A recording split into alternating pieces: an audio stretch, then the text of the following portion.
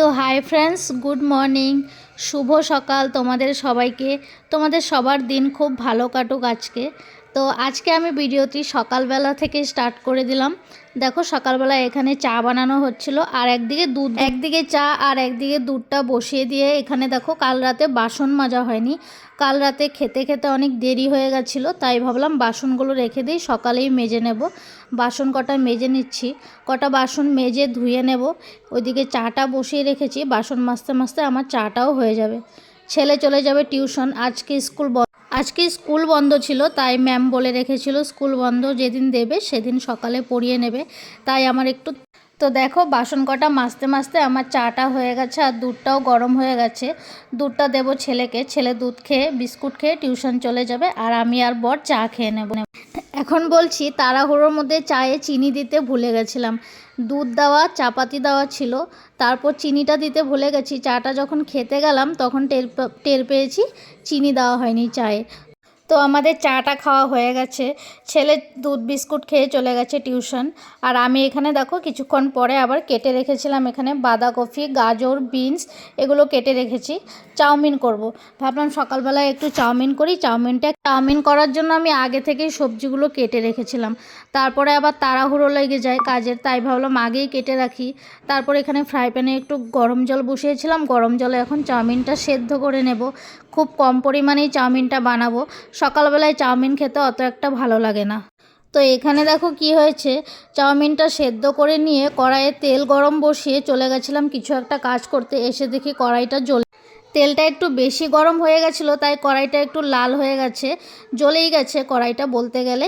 এদিকে দেখো চাউমিনটা সেদ্ধ করেছি আর চিলি ফ্লেক্স বের করে এদিকে আবার কেটে রাখা সবজিগুলোকে একটু ভেজে নিয়েছিলাম, ভেজে তারপর দেখো চাউমিনটা দিয়ে দিয়েছি।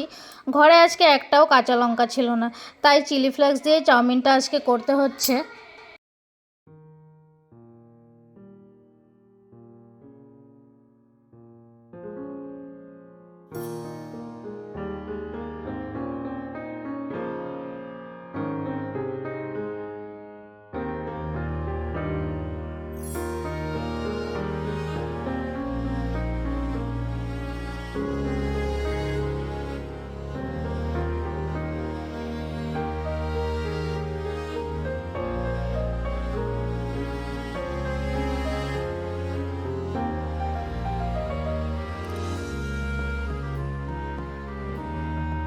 তো এখানে দেখো চাউমিনটা হয়ে গেছিলো, আমি একটু খেয়ে নিচ্ছি।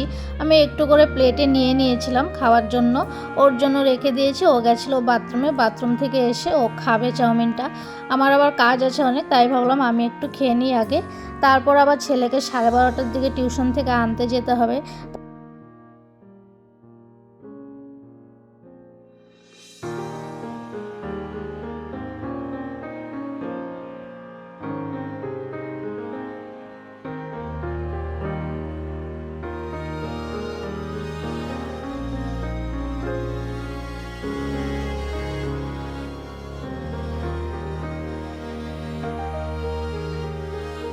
তো দেখো আবারও অনেকক্ষণ পরে চলে এলাম, চান করে চলে এসেছি। চানটা করে এখানে পুজোটা দিয়ে দিলাম, ঠাকুরকে পুজোটা দিয়ে দিলাম এখন।